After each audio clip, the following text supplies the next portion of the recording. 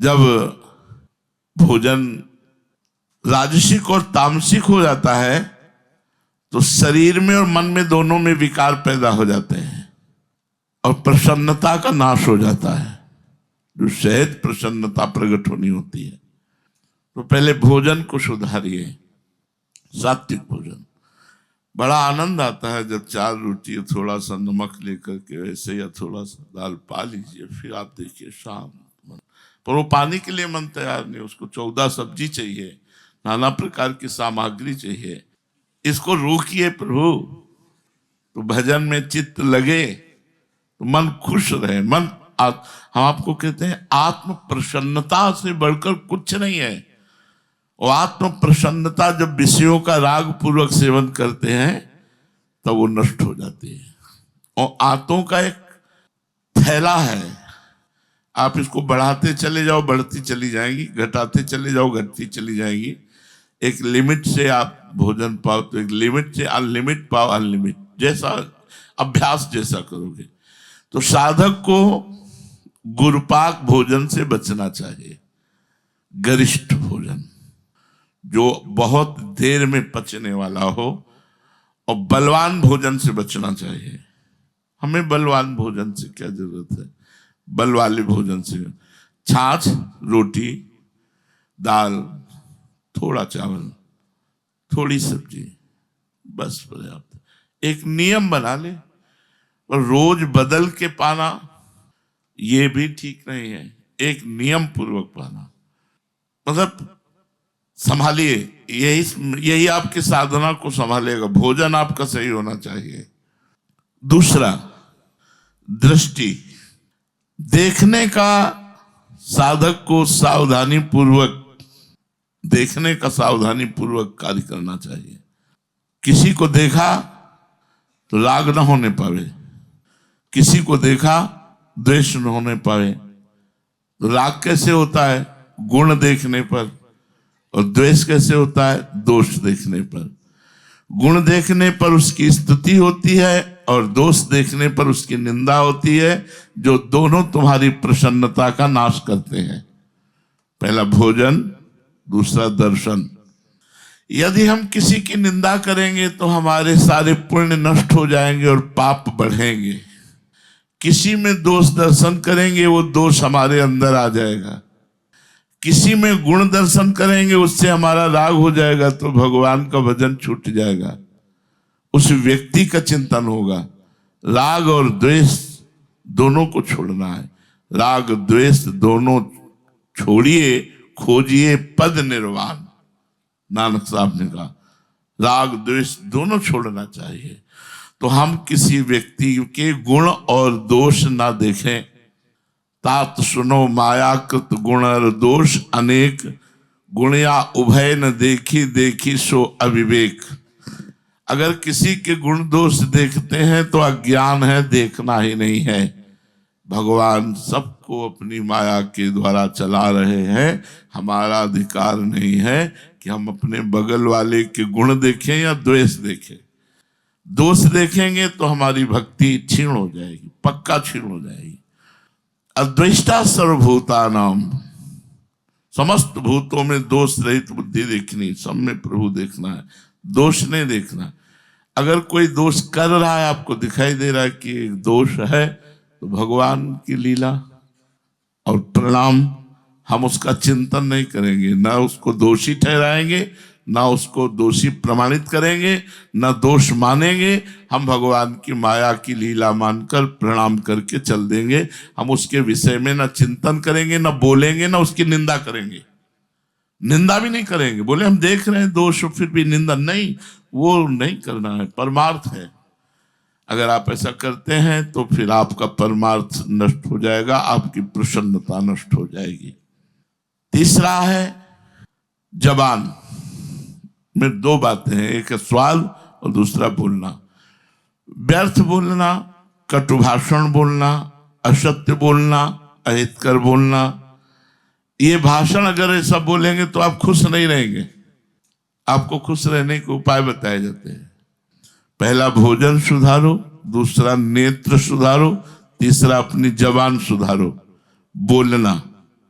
वाणी में दरिद्रता क्या, कितना अच्छा अच्छा बोला जा सकता है। बचने का दरिद्रता, इसमें कोई पैसा तो लगता नहीं, बहुत प्यार से बोलो, बहुत मृदु बोलो, बहुत हितकर बोलो, बहुत सोच विचार कर, संभाल कर, सजा कर शब्द बोलो, सामने वाले को खुश कर दो, आप खुश हो गए।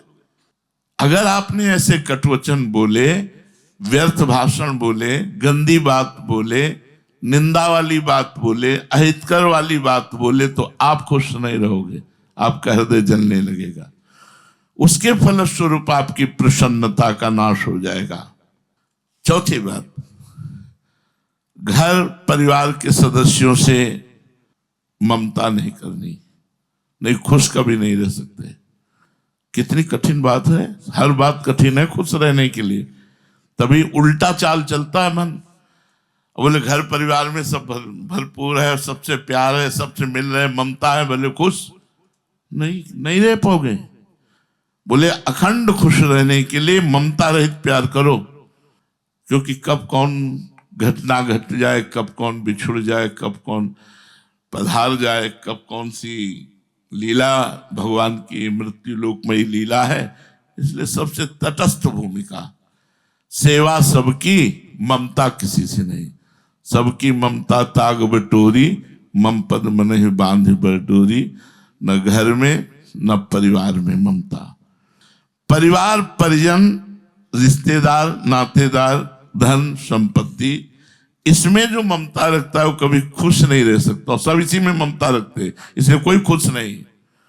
जीवन भर व्यतीत, खुशी जाना ही नहीं, खुशी किसे कहते हैं, आनंद को जाना ही नहीं, प्रसन्नता को जाना ही नहीं कि किसे कहते हैं।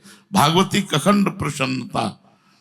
जैसे खुशी मिली श्रीवास जी को महाप्रभु चैतन्य देव के संग के प्रभाव से, उन्हें खुशी मिली।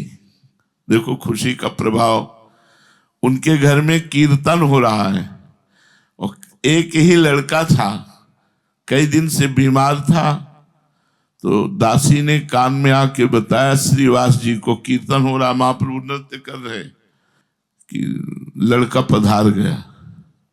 तो कीर्तन करते करते एकांत हुए, दासी से कहा कि दोबारा यहां अगर आई और महाप्रभु के कीर्तन में अगर विघ्न पड़ा तो हम अपने प्राण त्याग देंगे।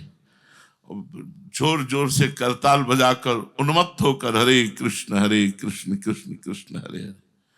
महाप्रभु तो साक्षात स्वयं प्रभु है, रुक गए और कहा कीर्तन में भाव नहीं बैठ रहा है, कुछ हो गया क्या, ऐसा कुछ हुआ है क्या जिससे हमारा भाव इस समय बढ़ नहीं रहा। तो किसी ने कहा कि श्रीवास जी का पुत्र पधार गया है। श्रीवास जी की तरफ देखा तो बहुत प्रसन्नता और करताल। महाप्रभु ने रोका, कहा श्रीवास तुमने बताया नहीं। बोले क्या? बोले आपका पुत्र पधार गया। बोले प्रभु मेरा तो था ही नहीं, वो तो आपका ही था। और इतना सुअवसर सौभाग्य तो किसी किसी को मिलता है, उसके प्राण निकल रहे हैं और आप कीर्तन कर रहे हैं प्रभु, इससे बड़ी खुशी की बात क्या हो सकती है। इसलिए मुझे तो खुशी अमा नहीं रही है, इतना आनंद आ रहा है कि वो जीव धन्य हो गया जो मेरा पुत्र बनकर आया था, क्योंकि आप महाप्रभु स्वयं नृत्य करते हुए भगवान नाम कीर्तन कर रहे हैं और वो शरीर छोड़ रहा। ये खुशी, इसे कहते खुशी। नरसिंह मेहता जी का चरित्र पढ़ के देख लेना। पुत्र मरा तो उठाया मंजीरा और नाचना शुरू किया। बोले भला किया गोविंद ने, है भला किया गोविंद ने, खूब नाच। ये है खुशी। हरिराम व्यास जी की बेटी का ब्याह है, बारात के लिए सुंदर सुंदर भोग बने हुए हैं, सब संतों को अमनिया बांट रहे हैं। ये है खुशी है। ये चिंता नहीं कि बारातियों को अगर नहीं मिलेगा तो बेइज्जती हो जाएगी। वो ये सोच रहे कितने अच्छे पदार्थ तो ठाकुर को भोग लगाएंगे, वैष्णव जन पाएंगे, नाम कीर्तन करेंगे। अच्छा, कोतवाल से कहा सबको खो मनिया बट, तो जितनी बारात के लिए मिठाई और सामान बटे थे सब बांट दिया। पर ऐसे भाव वालों के यहाँ कमी नहीं होती। बाराती भी खूब पाए, जनाती भी पाए और संत भी पाए, कमी हुई ही नहीं। खुशी उसे कहते हैं जो किसी भी परिस्थिति में शोक में ना परिवर्तित हो, वो होती है भगवदानंद। वो घर परिवार में ममता करने से नष्ट हो जाती है, सबकी ममता त्याग। इसीलिए परमार्थ थोड़ा कठिन लगता है, क्योंकि हम बहुत समय से विषयों में, संसार में, घर परिवार में रहे। और सही पूछो तो जब डट के भजन करोगे ये सब अच्छे ही नहीं लगेंगे, इनसे अपनापन खत्म हो जाएगा। ये मेरे हैं ऐसी भावना ही खत्म हो जाएगी। मेरे हैं ये भावना भक्तों में हो जाएगी, संतों में हो जाएगी, प्रभु में हो जाएगी, और परिवार में मेरे हैं, अपने हैं, ये भावना खत्म हो जाएगी। शांत गंभीर।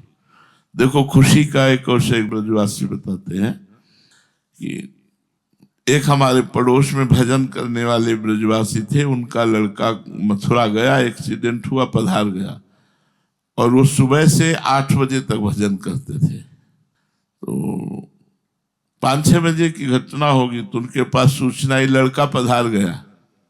तो उनका पधार गया ना? बोले हाँ। तो बोले ले जाओ केसी घाट, हम 8 बजे आएंगे पूरा भजन करके। पधार तो गए, अब उसमें क्या है?